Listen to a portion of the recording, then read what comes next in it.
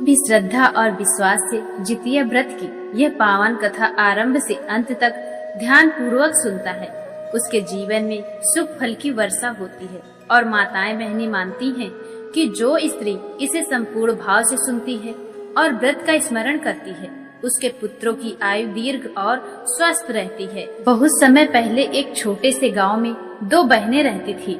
बड़ी का नाम दुखिया था और छोटी का नाम सुखिया।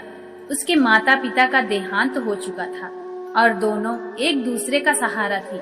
दुखिया शांत स्वभाव की थी, धैर्यवान और गंभीर थी, जबकि सुखिया हंसमुख और चंचल परंतु बहुत दयालु थी। दुखिया के दो छोटे पुत्र थे, जिनके स्वास्थ्य और लंबी उम्र के लिए वह हर समय चिंतित रहती थी। सुखिया के अभी बच्चे नहीं थे, पर उसका मन भी मातृत्व के स्नेह से भरा था। दोनों बहनें एक सादे कच्चे घर में रहती थी। आंगन में नीम का पेड़ था, पास ही एक छोटा तालाब था और खेतों में मेड़ पर सरसों और गेहूं लहलहा रहे थे। एक वर्षा अश्विन मास के कृष्ण पक्ष की अष्टमी नजदीक थी, जब गांव में खबर फैली कि जितिया व्रत का पावन पर्व आने वाला है। यह व्रत माताएं अपने पुत्रों की रक्षा और दीर्घ आयु के लिए रखती हैं। पहले दिन नहाए खाएं, दूसरे दिन निर्जला व्रत और तीसरे दिन पारण होता है। गांव की बुजुर्ग स्त्रियां व्रत की महिमा सुनाती और सभी महिलाएं मिलकर घर साफ करती, पूजा के लिए थाल तैयार करती, मिट्टी दिए के गढ़ती और पत्तों के आसन सजाती। दुखिया ने ठान लिया कि वह इस बार पूरे नियम और मन से व्रत करेगी और सुखिया ने निश्चय किया कि बहन के संग संग वह भी यह तप निभाएगी।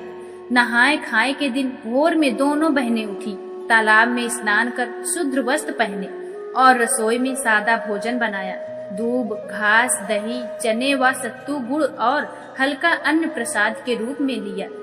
अगले दिन व्रत का मुख्य समय आया। दुखिया ने निर्जला उपवास का संकल्प लिया, ना तो पानी पिया ना तो अन्न। सुखिया ने भी बहन के साथ दिन बिताया, घर के काम संभाले और व्रत की कथा पढ़ती रही। सूरज सिर पर चढ़ा तो गर्मी बढ़ी, बच्चों के चहचहाहट आंगन में गूंजती रही, पर दुखिया का ध्यान उसके कुशल पर था। प्यास और थकान ने उसे बार बार विचलित किया, पर उसने दृढ़ निश्चय से व्रत नहीं तोड़ा।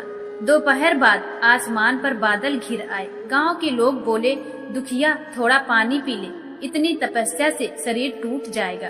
पर दुखिया ने ममता और विश्वास के बल पर मना कर दिया।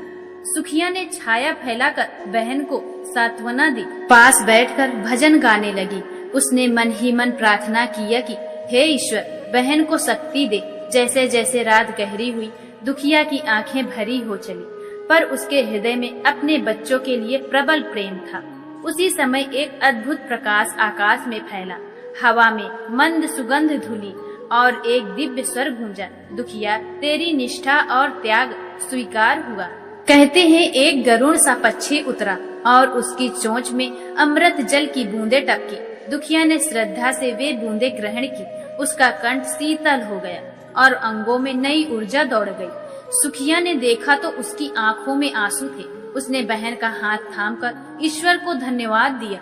भोर का उजाला फैला तो दोनों बहनें प्रसन्न मन से स्नान कर पूजा के लिए बैठी। दुखिया ने व्रत का पारण किया, राजगीरे और गुड़ का प्रसाद बनाया और गांव भर की महिलाओं के साथ बांटा। दिव्य आशीर्वाद की अनुभूति उनके चेहरे पर झलक रही थी। कहा जाता है कि उस दिन से दुखिया के पुत्र स्वस्थ और दीर्घ आयु रहे और सुखिया के जीवन में भी सुख शांति का संयोग हुआ। गांव के लोग इस कथा को सुन सुनकर भाव विभोर होते और बच्चों की सलामती के लिए माताजी का स्मरण करते रहते। समय बीतता गया। दुखिया के पुत्र बड़े होकर समझदार और परिश्रमी बने।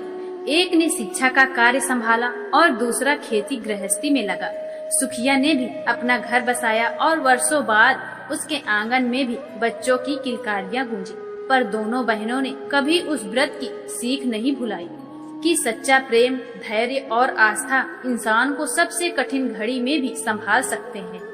प्रिय भक्तों, यह कथा बताती है कि जितिया व्रत केवल एक उपवास नहीं, बल्कि मातृत्व के निस्वार्थ प्रेम, बहनापे के स्नेह और विश्वास की शक्ति का पर्व है। जो भी इसे श्रद्धा से सुनता या सुनाता है, उसके जीवन में मंगल की वर्षा होती है। संतानों की रक्षा होती है और परिवार में सौहार्द और समृद्धि बनी रहती है। इसलिए इसे मन से आरंभ से अंत तक जरूर सुनिएगा और माताजी की कृपा का अनुभूति करिएगा। फिर मिलते हैं नए जानकारी के साथ। तब तक के लिए माता रानी आपके सभी बच्चों पर अपनी कृपा बनाए रखें। जय माता दी।